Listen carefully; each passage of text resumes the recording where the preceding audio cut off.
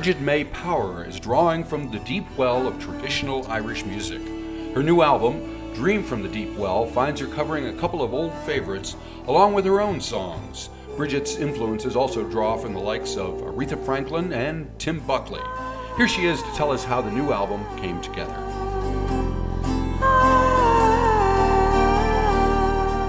I started thinking about it about this time last year. I had a few songs ready and a few not ready, but like almost ready. And so I booked in time to record in Glasgow in the Green Door studio. And I went in there last September 2022 and recorded the kind of the bones of the songs, and then added some stuff at home after. But it was a very easygoing sort of natural. I don't like to spend much time recording, so I like to do it as quick as possible. So did you have a producer working with you, engineer, other musicians? Who was helping you? So the first day it was just me and the engineer, this guy called Sam Smith, not the famous Sam Smith, but, the other guy. Yeah, the Glasgow version. So he helped me, and then the next 2 days I had my ex-husband Peter Broderick. He was playing drums and a few other instruments, but I produced it with him. So it was kind of, but it was a very easygoing kind of thing. But yeah, it was minimal. Not many people. Well, we had musicians add onto it afterwards, but in the studio itself, it was just 2 or 3 of us. Gotcha. So did you have an idea of how the record was going to sound and look before you went in there, or did it kind of become what it was? No, I didn't have any ideas, and I don't really have that kind of mind where I can, like, I just like to see what happens. Like, I know what I don't like, but I'm open to what I do, surprises. I don't really have like a set sound in mind. Yeah. All right. So for instance, the album opens with "I Know Who Is Sick," an old Clancy Brothers Tommy Makem song. So tell me about how that came together and why that's at the beginning of the record. I know who is sick, I know who is sorry, I know who I'll kiss, but the Lord knows who I'll marry. Toori uri toori uri adio. So I've never actually heard their version, but I know that I think she's either their sister or their sister-in-law, Peg Clancy Power. There's a version of her singing that I would listen to on Spotify or no, actually Tidal is what I use now. I use that one too, so there you go. Well, it's on Tidal for sure. And I just thought it was such a strange little song. And I know it's like a folk song that has ties to even like Katie Cruel, that folk song. It's like, it's an old song that has changed and has many forms. So actually it was more like that song was actually recorded at home. So there are 3 songs that are recorded at home on my tape cassette 4-track that I just did myself.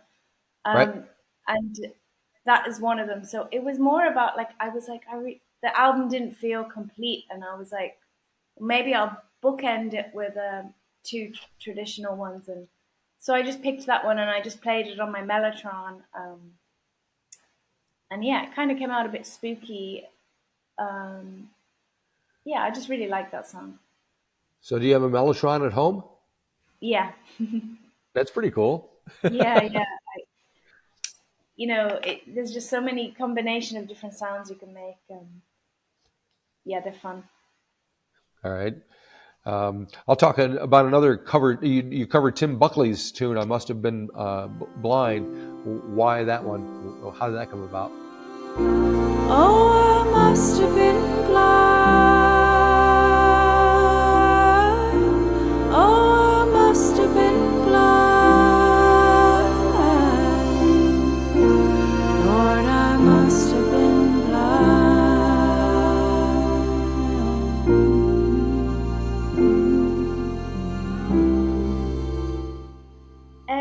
Actually, funnily enough, like that was the first song that I ever covered and tried to record myself doing, and I put it on MySpace in like maybe it was 2007. That sounds like MySpace time. Yes. Yeah, and like um,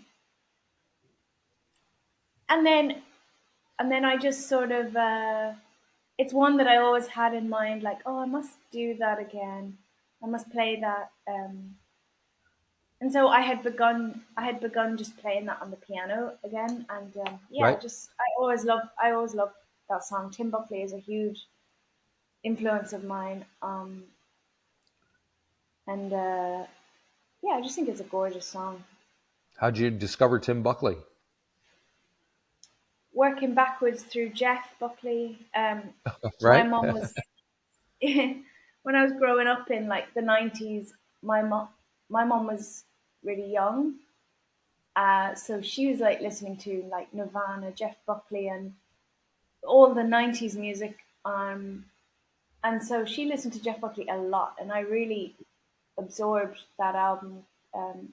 And so then it was later, like in my late teens, maybe I was like, I heard that he had a dad that was a singer, and then I listened to him, and I was like, oh my God.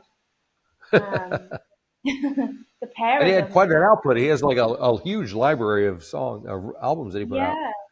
Yeah. But still, it feels like he didn't get enough. He died so young as well. Right. But I just think his singing and Jeff singing, it's just like it's from somewhere. It's like otherworldly or something. But I also hear that it's quite Irish as well. There's something. Yeah, I don't know how to explain it, but anyway, that's how I got into Tim Buckley. Very good. Yeah. All right. So in general, your vocal, so you mentioned Tim Buckley and Jeff Buckley. Do you listen to other artists and take anything from them? Have they influenced the way you approach singing? Yeah, so many. Well, like probably why I wanted to start singing was I was a huge Aretha Franklin singer. Oh, really? Singer. Aretha Yep. Franklin fan. And so she's always like someone I go back to. So, I was always challenging myself to try and sing things as she would sing. Like that was kind of, as a teenager, like that was kind of my way of learning, teaching myself. Then, I listened to it, like I was absorbing a lot of Irish singing, like Dolores Kane, Sean Kane, Mary Black, Christy Moore. All of this stuff was on in my house growing up. Right. I didn't like it at the time. I was like, oh, Were you rebellion? Were you rebelling? Yeah, well, like in that, in Ireland at that time as a teen, it was very unfashionable to like Irish music. Right. Thank God that's really changed now. Right. There was still this kind of like shame, like, oh, put something American on, or or English, or there was a lot of shame, but that's totally different now. But yeah, so I absorbed like a lot of Irish singing. My family, like all family gatherings, there was a lot of singing, so that's really my first way of learning to sing. And other singers, I love Billie Holiday, Nina Simone. I was a huge Janis Joplin fan. Oh, yeah. All the 60s kind of stuff was what I liked. Yeah, there's a lot of singers that I really... Now you mentioned your family. There's a song called the Waterford Song, which I think is inspired by your family history. Is that true? And if so, tell me a little bit about it. The earth is soft, red and deep under my feet today, and I can see all the trees that my grandfather made grow.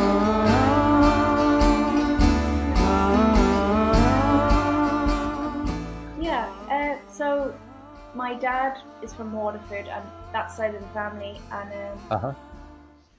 I lived there for a while as well. And yeah, I just always feel like a real connection down there. And when I did one of those DNA test things, like my DNA test was incredibly boring. It's like Right. 99% Irish, and there's just like two, the two areas. Like my mom's side are from like Mayo, and then my dad is Waterford. And you know, it can even show you how far back your DNA goes, and it was like thousands. It was like 1,000 years in like one area, and I was like, oh my god, this is so boring. But it also just, yeah, it just made sense as well, and it made sense. Like I just really love the landscape and everything down there, and it was just sort of an ode to Waterford, really. Yeah. Did it change the way, once you found out the results of the DNA test, did it change how you thought about yourself, or would it have changed it if it had come out differently? Do you think? Yeah, it didn't really, it wasn't. I mean, it wasn't a huge surprise, but it was. Right. It was interesting because when I first did it, it came back. I think it was like 80% Irish and then 20% Scandinavian, and I was like, oh. Um, but then they just included that in the Irish, like that's the Viking bit or something. I don't know, Right, right. which wasn't a surprise either. So, but it didn't. No, but it was really great because I mean, there's loads of controversy coming out now about the DNA ancestry Right. stuff, which is weird. But like, I actually connected with loads of family I didn't know I had in America and stuff, and you know, quite close family. So it changed. It strengthened my identity a little bit. Yeah, I thought it was cool. I would do it again even if someone was selling my stuff for a clone or whatever. I don't care. All right. Now there's a song called "Maybe It's Just Lightning," and so that was written by you after something to do with some refugees. What's the story there? Well, it's not. Yeah, so basically, I wrote that. I was just thinking. Well, I had a woman from Ukraine and her daughter stay with me last year, kind of at the outbreak of the war. Right. And I just saw like I just thought they had to just leave everything. Like, you know, they arrived with not barely anything, like barely any clothes with them. Uh, it was just so traumatic, and it just got me thinking of like I don't know, it just what women have to put up with and do, Right. especially women that just aren't really seen or heard about. Like, so it you know, it's on the, you know, if you're not, I don't know, it just there's so many women like and men, but like I was just specifically zoning in on all the emotional um, support and care that women do, and it's not really praised or it's not really noticed. It's not material value, but it's huge, and that's what kind of inspired that song. Because even though she had came back from a war, she was kind of helping me out and concerned for me and being like, how are you meant to work in this country if your kid gets out of school at 2? You know, so she was kind of extending her support for me, and I don't know that it just made me think of women, especially I'm a single parent now, and I was at the start of my son's life, and I am again, and it's like a huge network of women all helping each other, and it's not really seen, you know. Right. So that's kind of what that's about. And it must have been interesting having a Ukrainian refugee, because I mean we all watch on the news what's going on over there, and It takes you. Everybody has their own take on it. But when it's like in your house and you have somebody there, how did that affect you and the way you looked at what was going on there? Um, yes, but it was like, when they arrived, they had like zero English, and I mean like none. Really? Oh Hi, man. people say hi, and so Right. we were using Google Translate um, for everything. And sometimes she'd be like writing a really really really long one about the war and show it to me, and I'd kind of understand, but like Google Translate's limited as well. Yeah. A year later, her English is really good. She's doing great. She's not with me anymore. She's somewhere else. But um, it, yeah, it made me look at it differently, because it's just like, it made me annoyed, in this day and age, that like so many normal people are suffering. For what. It was really annoyed. Like it really annoyed me. But I don't really have the concentration to get into details of war and that stuff. Just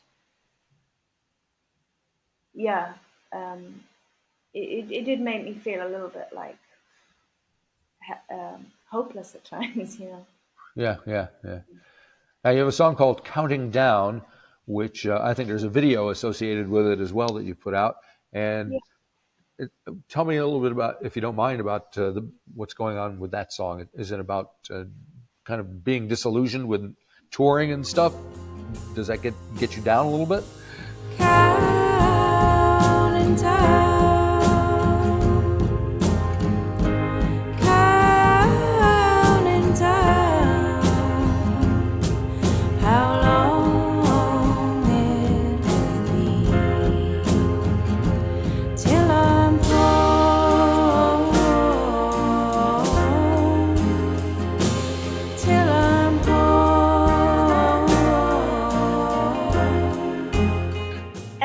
A little bit, but it's also more of a like, it's sort of it's a very simple song. It's just kind of an insight to like my thought process. And yeah, like I'd get really down about.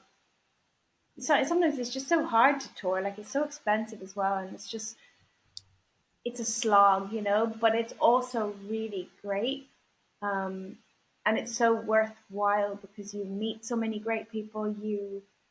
But then again, there's a there's the flip side where I find it really hard to meet loads of great people and then leave, and then be like, oh, you have all these connections like around the world, which is great, but it's also like you sometimes wish you could live near, like, to have a wider community, like more closer to you. And I don't know. So um, there's feelings like that, but also it's hard sometimes to leave my son and to try and fit into the system where it's like the life of a musician is so different to all of the other jobs and the schools and stuff like that. So it's like one part of me is trying to be very normal and have my son in school and like that, and then it's like, how do I fit my sort of more nomadic work like Right. alongside this? It's but then yeah, it's just sort of like where you just keep doing what you can. I noticed you used the word normal several times while we're talking. Do you think of yourself as not normal? No, I'm not normal at all. No. How so? Is it because you're a musician? Well, maybe I am. Like I don't know.